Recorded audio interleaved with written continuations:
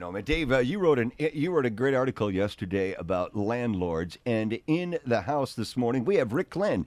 He is a local landlord who is trying to work through the pandemonium. I want to say the pandemic, but he's trying to work through the pandemic with a moratorium going on until March now, but it could be extended more for rent. Landlords and tenants. A battle going on there. Landlords, you guys need help. Tenants need help in the pandemic. A lot of frustration out there, right, Rick? It's a challenging time. I never would have dreamed that we would be in this situation. And when you look at it, the landlord industry, we provide housing for 1/3 of the citizens of Washington State. And the monthly revenue from those rents is about $1.5 billion a month. And since this pandemic has hit, we've been running delinquencies from 20 to 30%. Wow. So that's like $400 or $500 million a month that the landlords aren't getting paid, that they are legally obligated or legally entitled to receive. Well, and the flip side is, while there is a pass for tenants, you guys are expected to fully function as though full support for your tenants, full requirements to meet all the laws. I mean, there's no break on you folks, is there? I called the county when it was time for property taxes. I said, hey, are we going to get a little relief? This is a huge burden on us. And, so you're looking at a huge tax bill you got to pay in April and October. And they said, nope, there's state laws. We can't waive those fees. You pay them on time or you get penalties and interest. Well, and that's so patently unfair.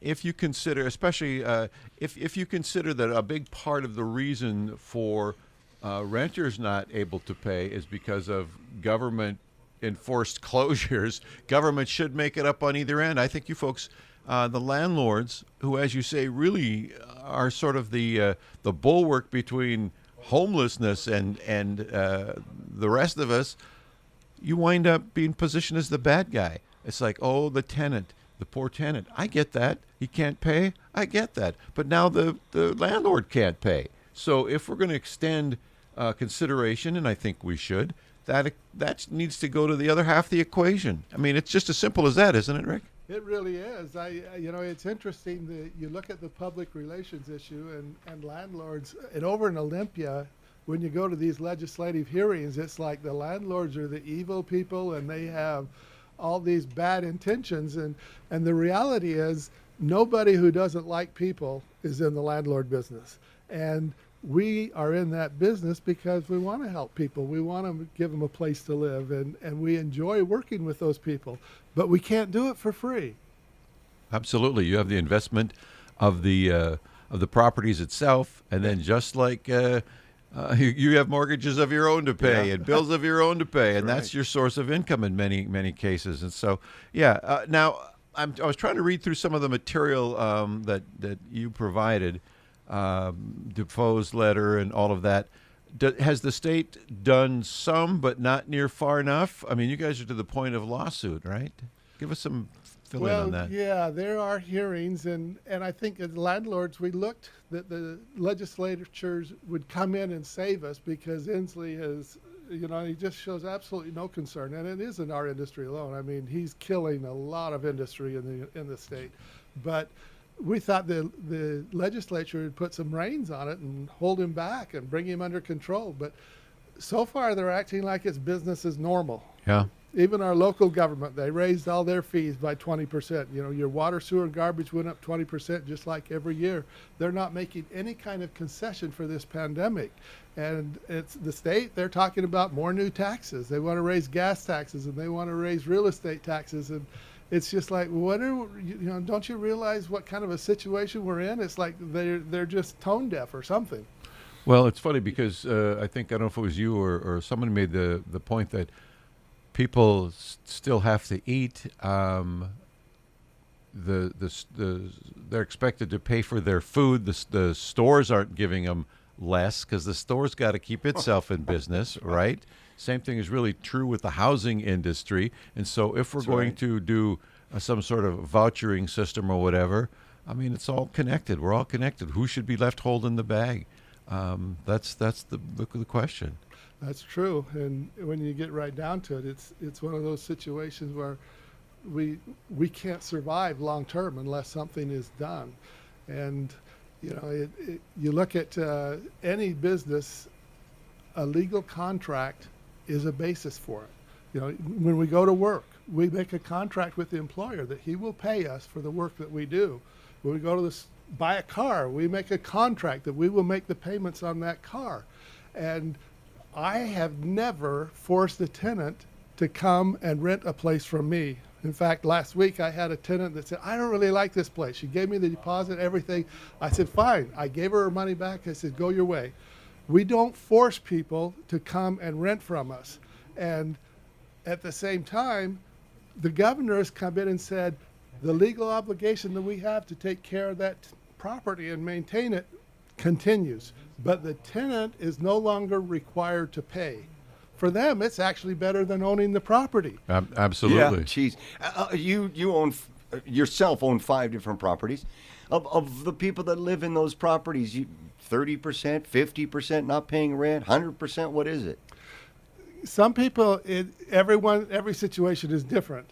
But if you look at the group as a whole that I manage, it's about 3 months rent that we're behind right now. And when you're talking $1,000 per unit or $800 per unit, 3 months adds up to a lot of money. There's in my own case, the ones that I work with, it's in excess of $100,000 that's owed right now. And that's after receiving a ton of help from the nonprofits. We've worked with Neighborhood Health Services, the Latino community, the OIC. There's about 8 agencies that we've worked with over the last year.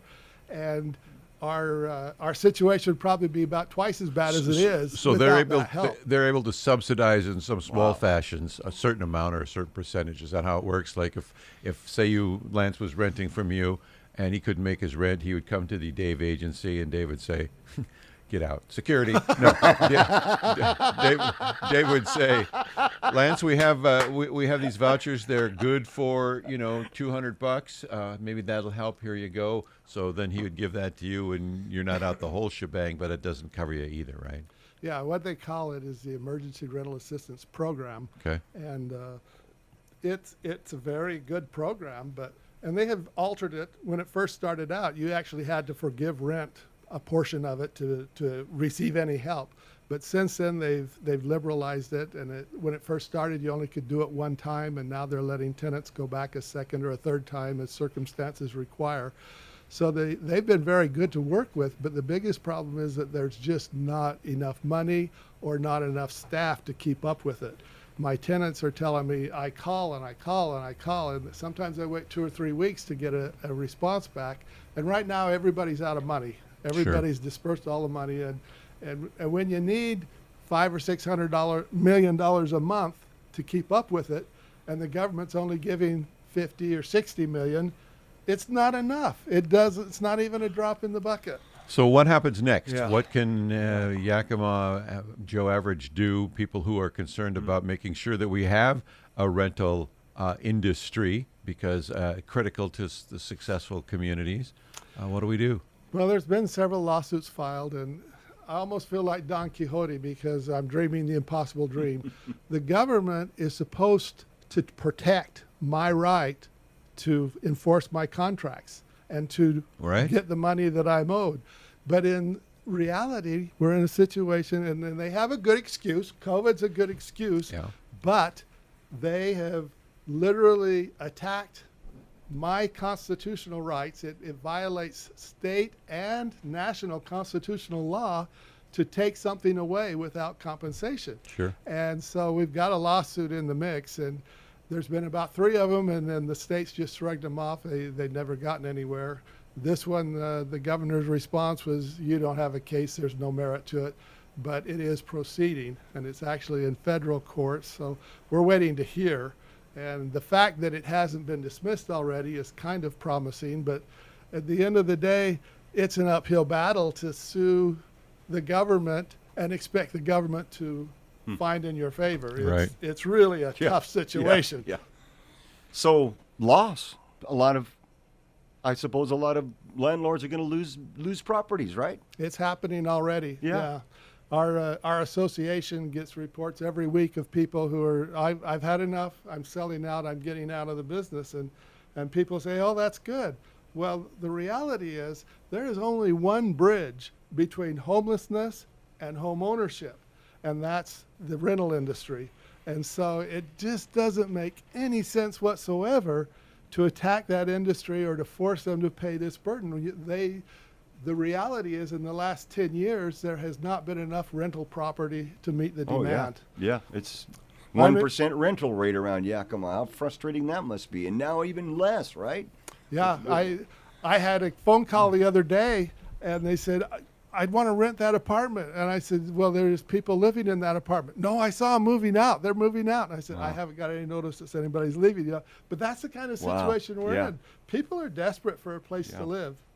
And the other thing that's kind of interesting is that you see this trend when you're in the landlord industry. People will come and rent, and then after a couple of years, they'll move and they'll buy a house, or they'll buy or move into a nicer apartment. You see this normal progression. Sure. And in our circumstances, it's about 5% a month. Every month there's a certain number of people that would move up. This last year, we had, I think it was 3 vacancies the whole year. Wow. People are just staying put. And it's not natural. It's not normal. And, you got all these young people that are getting up and getting ready to leave the house, and where are they going to go? They don't have a place to go. I heard something the other day I thought was really interesting. He said, when I turned 18, after supper, we had a breaking the plate ceremony. And I said, what was that? What was that? And he says, my dad walked over to the table, grabbed my plate, threw it on the floor, and broke it. He says, you're on your own now, kid. Oh, man. Well, What's for dessert? But I think about that in the rental industry. He went and found a place to live. He rented a room, and then pretty soon he rented an apartment, and then pretty soon he bought a house, and that's the way it works. That's progression, and, and we expect that to happen through society. It should be an ongoing thing, and it's getting disrupted now with all this stuff going on. Well, as you say, you're basically, and there are people, here's the thing, there are people taking advantage of this that maybe don't really need to, because the government's going to give you the pass on whether you pay or not. You might be able to pay and just say, I'm not, because I really can't afford it. And who can check on that? Who can, you guys can't play investigative detective and determine whether your people can really pay or not. If they've got government protection, they got government protection, right? Yeah, it's been interesting. There are some people who are legitimately in trouble, and I've actually gone to collect rent and given people money because they didn't have any food. Right. And then I got others where you go knock on the door and say, come back later. And one of them, that story that a landlord told me, he had a tenant that the day the announcement came out, clear back in March, he quit paying rent, and it was over $1,000 a month. And he works for the state, never missed a day of work, got all his benefits. He's working like normal. He hasn't paid a dime of rent. Wow. So what happens? He gets an extra $1,000 a month to go and do whatever he wants. And what kind of a penalty is there? None. Rick Len, I appreciate this information. Thank you, We're happy to share it with Yakima. We join you in your frustration and trying to deal with the governor. This seems on the surface to be such a clear-cut case of you're only lifting up half the problem here, and it's all sliding down to the other end. Do you really want to deal with what happens when that part gets totally overwhelmed? Something needs to be done. I don't know if it'll happen through lawsuits or vaccines will fix it. And right now the moratorium's on through the 31st of March, right? That's correct. So we'll see about what happens at that time.